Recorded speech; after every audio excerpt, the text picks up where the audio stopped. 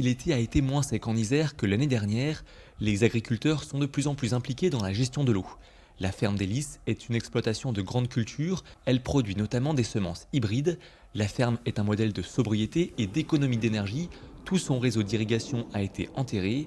Étienne Charpentier a énormément recours au goutte à goutte pour arroser ses plantations. On a une couverture du besoin de la culture qui est vraiment au plus juste.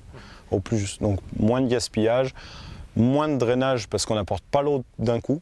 Donc en fait, c'est des petits cycles d'irrigation qui permettent à l'eau de s'étendre, en fait, parce qu'on n'a jamais un sol qui est gorgé d'eau. Donc ce qui fait qu'on humidifie tout le temps un petit peu. Le système a été automatisé grâce à ses boîtiers connectés. Étienne pilote l'irrigation depuis son téléphone portable.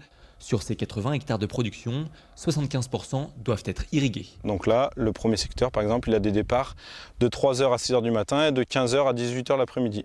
Ces systèmes d'irrigation au plus près des besoins des plantes permettent des économies d'eau de l'ordre de 15% par rapport à un arrosage par aspersion classique. En plus, la pression de la nouvelle pompe installée par Étienne au printemps est contrôlée en temps réel, ce qui permet de détecter la moindre fuite. L'efficacité de l'installation n'est plus à prouver. Ces plants de soja ne se sont jamais aussi bien développés.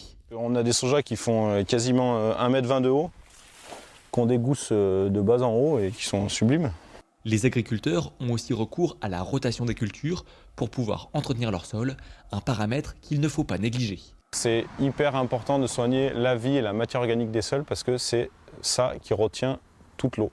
Donc ici on est sur des sols qui ont des réserves utiles assez basses. Donc c'est important pour nous d'apporter des assez petites doses d'eau à la fois, mais du coup c'est aussi important de gérer cette matière organique au mieux pour justement avoir tendance à augmenter la capacité du sol à garder l'eau. Pour inciter les exploitations à installer des modèles d'irrigation plus efficients, le département de l'Isère soutient les projets d'irrigation agricole.